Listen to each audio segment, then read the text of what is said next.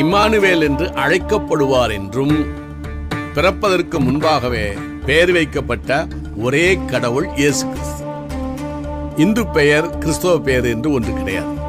மனிதனோ முகத்தை பார்க்கிறான், கடவுளோ இருதயத்தை பார்க்கிறார்னு பைபிள் சொல்லுது. என் பெயர் சிவஞானம். சிவம் என்றால் அன்பு.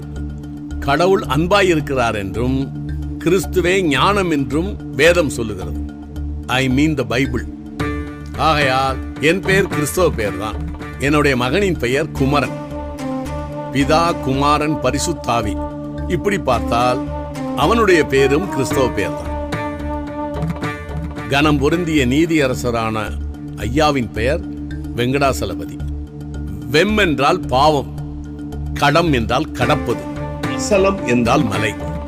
உதாரணம் ஹிமாச்சலம், விருதாச்சலம். பதி என்றால் புருஷர். மலையில்